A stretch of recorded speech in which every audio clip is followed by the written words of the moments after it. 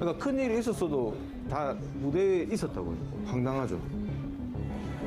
많이 황당합니다. 코로나19가 발생한 지 1년이 훌쩍 지난 지금 부산 공연예술계의 상황은 어떨까요? 부산에 코로나19 첫 확진자가 나온 지 어느새 1년이 훌쩍 지났습니다. 사회적 거리두기로 인해서 어려움을 겪는 사람들을 생각하면 여러분은 뭐가 가장 먼저 떠오르시나요? 뭐 공연, 문화예술 이런 거 보신 적 있으세요? 아니요, 본 적 없어요. 한 달에 한 두세 번은 다녔는데 요즘은 전혀 안 다녀요. 아무래도 밀폐된 공간이니까 좀 보기 꺼려지더라고요. 그런 문화생활 하는 것도 눈치 보이는 것도 있고 효도시켜드리려고 콘서트 보내드리려고 하는데 좀 걱정돼서 못 보내드린 것도 좀 사실 있었어요. 코로나19의 확산으로 지역 문화계도 사실상 마비 상태입니다.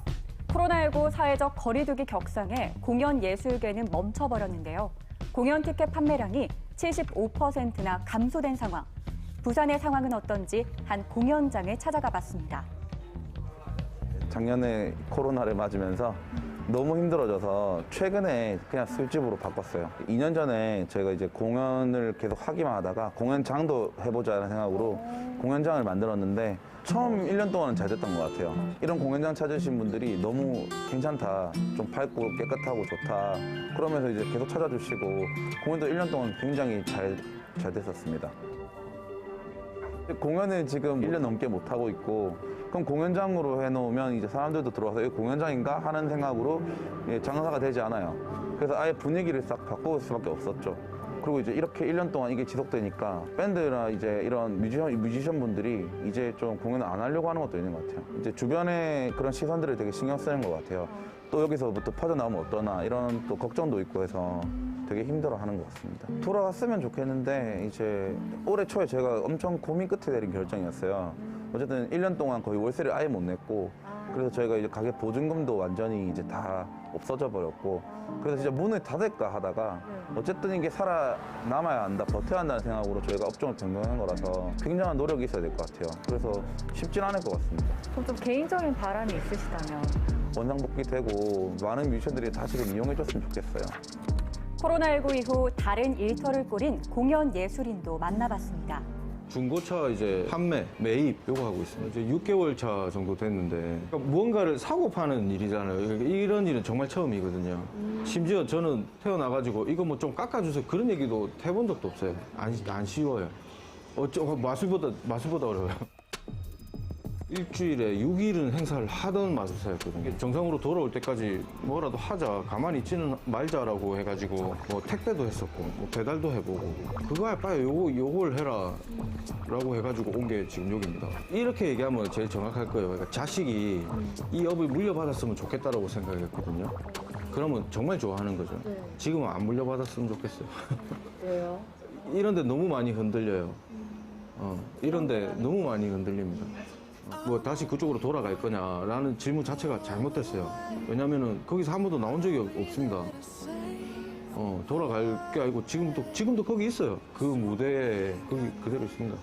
코로나19 고강도 사회적 거리두기로 인해서 대부분의 행사와 공연이 취소가 됐었죠. 그중 보이지 않는 곳에서 일을 하며 코로나19 직격탄을 맞은 이들이 있습니다.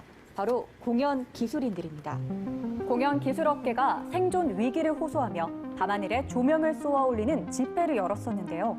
도대체 어떻게 된 사연일까요? 문화예술 쪽에는 아티스트들이 주로 이루는 것이지 공연기술업계가 같이 있다는 것에 대해서는 잘 모르시는 것 같아요.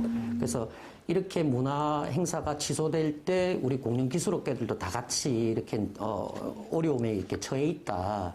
이러한 상황을 좀 알리고 싶었고. 현장에 나가 있어야 할 장비들이 그저 쌓여 있기만 했습니다. 일단 2019년도 대비 이제 매출은 거의 뭐 10%에서 20% 수준이에요. 대출을 받고 또 장비를 팔고 뭐 이렇게 해서 버티다가 도저히 안 되니까 이제 직원들을 유급휴직 내지는 무급휴직으로 또 돌리고 그거마저도 이제 여의치 않은 팀들은 폐업을 한 회원사도 있고요. 20년간 운영해온 음향업체를 안타깝게 폐업할 수밖에 없었던 김성민 대표를 만났습니다. 회사를 운영한 지는 20년이 넘었고요. 음향을 직업으로 선택한 거는 한 24년 정도. 최근에는 가족과 함께 많은 시간을 보내고 있습니다.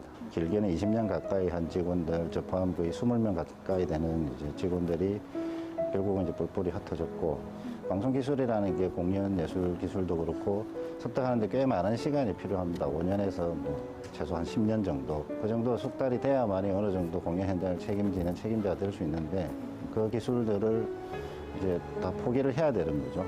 힘들게 습득한 기술력들이 이제 다른 직업군으로 넘어간다는 게 너무 안타깝고요. 그리고 돈을 많이 벌기 위해서 일을 했다기보다 공연이 좋고 무대가 좋아서 다들 이 일을 시작했는데 그거를 떠날 수밖에 없는 사실이 안타깝습니다. 공연 예술의 모든 분야가 힘든 시기. 예술인들의 상황은 어떨까요? 부산의 한 고등학교에서 예술 강의를 하고 있는 부산 민예총 김평수 이사장을 만나 물어봤습니다. 굉장히 공연 쪽은 참담하죠. 지금도 그게 여전히 이어져 오고 있는 상황이라 올해도 굉장히 좀 막막하다고 생각합니다. 그런 제도적인 문제들, 그리고 지원 체계들, 그리고 권익들 이런 것들이 엄청나게 미흡하다는 것들이 수면 위로 떠오를 수 있는 계기가 되었죠. 그런 점에서 앞으로 예술인들의 창작 활동을 독려할 수 있는 생태계가 구축이 되어야 된다고 생각하고 문화예술인을 위한 지원은 어떻게 되고 있을까요?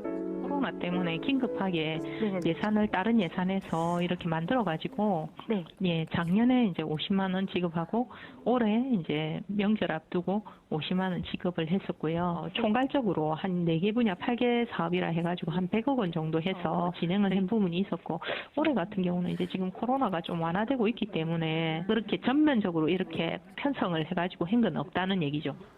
다행히 부산시 지원 사업 등으로 공연을 준비하고 있는 한 극단을 찾아갔습니다. 부산에 코로나가 처음 발병하고 공연하면 안 됩니다라고 해서 정말 한 2달 동안 열심히 준비했는데 못할 상황이 되어서 이제 배우들끼리 회의 좀 해봐라 라고 했더니 배우들이 유튜브에 이제 온라인으로 생중계하는 방식이 있다고 합니다. 대장부 의기는 서로 믿음이 있으니 어떠한 거리낌도 끼어들 수 없다.